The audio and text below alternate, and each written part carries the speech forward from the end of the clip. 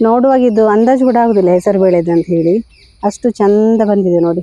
ಇನ್ನು ಈ ರೆಸಿಪಿಯನ್ನು ಕಂಟಿನ್ಯೂಸ್ ಆಗಿ ಮನೇಲಿ ಮಾಡ್ತಾ ಇರ್ಬೋದು.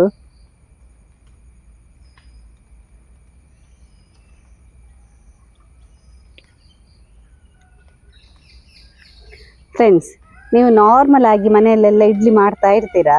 ನಾನಿವತ್ತೊಂದು ವಿಶೇಷವಾದ ಇಡ್ಲಿ ಹೆಸರು ಬೇಳೆಯಿಂದ ಮಾಡುವಂಥದ್ದು, ಅದನ್ನು ಮಾಡಿ ತೋರಿಸ್ತೇನೆ. ಭಾರಿ ರುಚಿ ಆಗ್ತದೆ ಅಂತ ಹೇಳಿದ್ರು ಒಬ್ರು.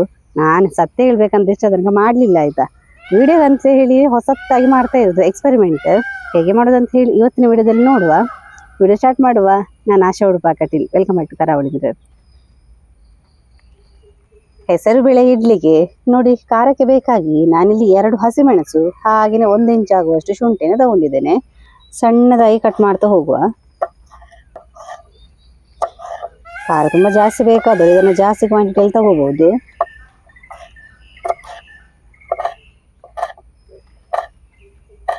ಶುಂಠಿ ನೋಡಿ ತುಂಬ ಫ್ರೆಶ್ ಇದೆ, ಸಿಪ್ಪೆ ಎಲ್ಲ ತೆಗ್ದಾಯ್ತು.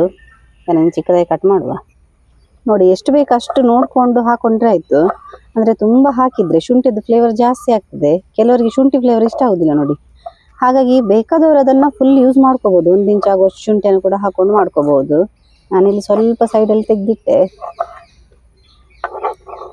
ನೋಡಿ, ಇಷ್ಟು ಶುಂಠಿ ಇಷ್ಟು ಮೆಣಸನ್ನು ತಗೊಂಡಿದ್ದೇನೆ. ನೋಡಿ, 2 ಲೋಟ ಆಗುವಷ್ಟು ಹೆಸರು ಬೇಳೆಯನ್ನು ನಾನಿಲ್ಲೊಂದು 2 ಗಂಟೆಗಳ ಕಾಲ ನೆನೆಸಿಟ್ಟಿದ್ದೆ. ಚಂದ ನಂದಿದೆ ನೋಡಿ. ಚಂದ ತೊಳೆದು ನಂತರ ನೆನೆಸಬೇಕು.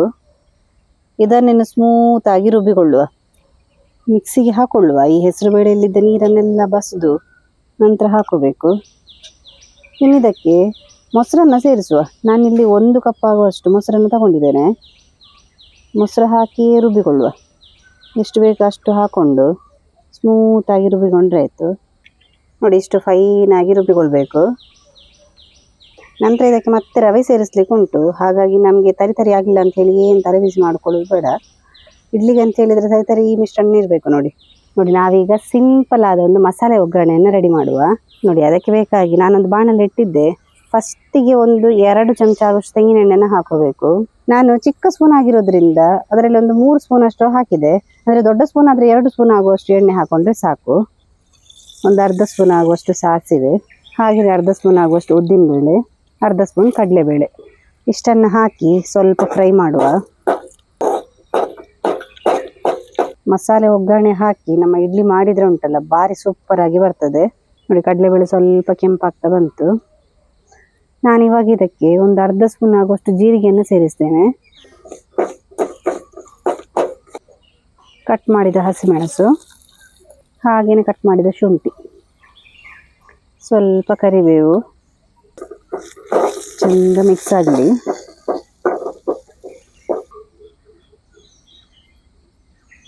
ನೋಡಿ, 1 ಲೋಟದಷ್ಟು ರವೆಯನ್ನು ಹಾಕೊಂಡೆ. 2 ಲೋಟ ಹೆಸರು ಬೇಳೆಗೆ 1 ಲೋಟ ರವೆ. ನಮ್ಮ ರವೆ ಮತ್ತು ಈ ಹೆಸರು ಬೇಳೆಯದ್ದು ಪ್ರಮಾಣ ಹಾಗೆ ಇರಬೇಕು, 2:1 ರೇಷಿಯೋದಲ್ಲಿ. ಹೆಸರು ಬೇಳೆ 2 ಲೋಟ ಆದರೆ ರವೆ 1 ಲೋಟ, ಹಾಗೆ ಲೆಕ್ಕ.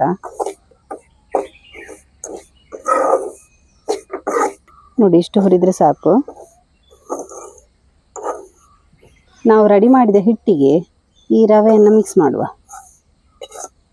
ಅರ್ಧ ಚಮಚದಷ್ಟು ಅರಶಿನ, ಹಾಗೆ ರುಚಿಗೆ ತಕ್ಕಷ್ಟು ಉಪ್ಪನ್ನು ಸೇರಿಸುವ. 1 ಚಿಟಿಕೆ ಇಂಗಿನ ನೀರನ್ನು ಸೇರಿಸ್ತೇನೆ. ಹಾಗೆಯೇ ಕೊತ್ತಂಬರಿ ಸೊಪ್ಪು, ಎಲ್ಲವನ್ನು ಚಂದ ಮಿಕ್ಸ್ ಮಾಡುವ. ಇಡ್ಲಿ ಹಿಟ್ಟಿನ ಹದಕ್ಕೆ ರೆಡಿ ಮಾಡ್ಕೋಬೇಕು. ನೋಡಿ, ನಾವು ಈ ಥರ ಮಿಕ್ಸ್ ಮಾಡೋದ್ರಿಂದ ನಮ್ಮ ಇಡ್ಲಿ ಕೂಡ ಸಾಫ್ಟಾಗಿ ಬರ್ತದೆ. ಎಷ್ಟಾಗ್ತದೆ ಅಷ್ಟು ಸರಿಯಾಗಿ ಮಿಶ್ರಣ ಮಾಡ್ಕೋಬೇಕು. ಇದನ್ನು ಹಾಗೆ 20 ನಿಮಿಷ ಬಿಡುವ.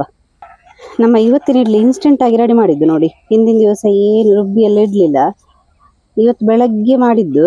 ಹಾಗೆ ನಾವು ಈ ಥರ ಒಂದು ಎಲ್ಲ ಹದ ಮಾಡಿ 20 ನಿಮಿಷ ಬಿಟ್ಟರೆ ಈ ಮಿಶ್ರಣ ಹದಕ್ಕೆ ಬರ್ತದೆ, ಸರಿ ಆಗ್ತದೆ. ಇಡ್ಲಿ ಎಲ್ಲ ತಟ್ಟೆಗೆ ಒಂದು ಅರ್ಧ ಸ್ಪೂನ್ ಆಗುವಷ್ಟು ಎಣ್ಣೆಯನ್ನು ಹಾಕ್ತಾ ಬರುವ.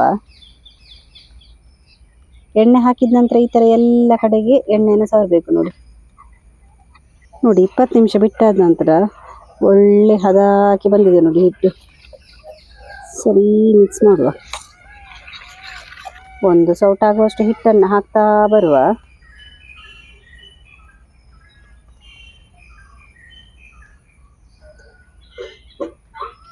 ನೋಡಿ ಇಡ್ಲಿ ಪಾತ್ರದಲ್ಲಿ ಆಲ್ರೆಡಿ ನೀರಿಟ್ಟು ಅದು ನೀರು ಕುದಿತಾ ಉಂಟು. ನಾವು ಈ ಥರ ತಟ್ಟೆಯನ್ನು ಇಡ್ತಾ ಬರುವ, ಒಂದೊಂದೇ ಇಡಬೇಕು. ನಮ್ಮ ಇಡ್ಲಿ ಪಾತ್ರದಲ್ಲಿ 4 ಹಿಡಿತದೆ, ಅಂದರೆ 4 4 4 ಅಂತೇಳಿ 16 ಇಡ್ಲಿ ಆಗ್ತದೆ ಒಂದು ಸಲಕ್ಕೆ. ಹಾಗೆ ಮುಚ್ಚಿಡುವ. ಒಂದು 20 ನಿಮಿಷ ಚಂದ ಬೇಯಬೇಕಿದು, ಆವಾಗ ಒಳ್ಳೆ ಬೇಯ್ತದೆ. ನೋಡಿ ನೀವು ಮನೆಯಲ್ಲಿ ನಾರ್ಮಲ್ ಆಗಿ ಈ ಅಕ್ಕಿ ಹಿಟ್ಟು ಮತ್ತು ಈ ರವೆ ಹಾಗೆ ಉದ್ದಿನಬೇಳೆ ಎಲ್ಲ ಸೇರಿಸಿ ಇಡ್ಲಿ ಮಾಡ್ತಾ ಇರ್ತೀರ, ಅದು ನಾರ್ಮಲ್. ಈ ಥರ ಒಂದು ಇಡ್ಲಿ ಮಾಡಿದರೆ ಸ್ವಲ್ಪ ಸ್ಪೆಷಲ್ ಆಗಿ ಕೂಡ ಇರ್ತದೆ. ಮತ್ತು ಹಿಂದಿನ ದಿವಸ ಏನೆಲ್ಲ ನೆನೆಸಿಡಬೇಕು, ರುಬ್ಬೇಕು ಏನಿಲ್ಲ. ಬೆಳಗ್ಗೆ ಎದ್ದು ಕೂಡಲೇ ಇನ್ಸ್ಟೆಂಟಾಗಿ ಬೇಗ ಮಾಡ್ಕೋಬೋದು. ಒಂದು 2 ಗಂಟೆ ಹೆಸರು ಬೇಳೆ ನೆನೆಸಿದ್ರೆ ಸಾಕು. ನೋಡಿ ಈ ಥರ ಇಡ್ಲಿ, ಅದು ಕೂಡ ಸ್ಪೆಷಲ್ ಆದ ಇಡ್ಲಿ ರೆಡಿ ಆಗ್ತದೆ. ಮನೆಯವರಿಗೆಲ್ಲ ಇಷ್ಟ ಆಗ್ತದೆ, ಅಷ್ಟು ಸೂಪರ್ ಆಗಿ ಬರ್ತದೆ ಇಡ್ಲಿ. ನೋಡಿ ನಮ್ಮ ಇಡ್ಲಿ ರೆಡಿಯಾಗಿದೆ, ಒಳ್ಳೆ ಬೆಂದಿದೆ ನೋಡಿ. ನೋಡಿ ಈ ಥರ ಬರಬೇಕು. ನಾವು ಎಣ್ಣೆ ಎಲ್ಲ ಹಚ್ಚಿರೋದ್ರಿಂದ ಇದು ಹಾಗೆ ಬಿಟ್ಟು ಬರ್ತದೆ, ಏನು ಹಿಡಿಯೋದಿಲ್ಲ ನೋಡಿ ಹಿಟ್ಟು.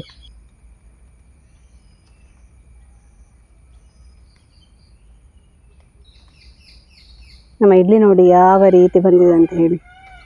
ನೋಡಿ ತುಂಬ ಸಾಫ್ಟಾಗಿ ಸ್ಪಾಂಜ್ ಥರ ಬಂದಿದೆ. ನೋಡುವಾಗ ಇದು ಅಂದಾಜು ಕೂಡ ಆಗುದಿಲ್ಲ ಹೆಸರು ಬೇಳೆದು ಅಂತ ಹೇಳಿ, ಅಷ್ಟು ಚಂದ ಬಂದಿದೆ ನೋಡಿ. ಫಸ್ಟ್ ಟೈಮ್ ಮಾಡಿದ ಇಡ್ಲಿ ಹೇಗೆ ಬಂದಿದೆ ನೋಡಿ, ತುಂಬಾ ಕಲರ್ಫುಲ್ ಆಗಿ ಚೆನ್ನಾಗಿ ಬಂದಿದೆ.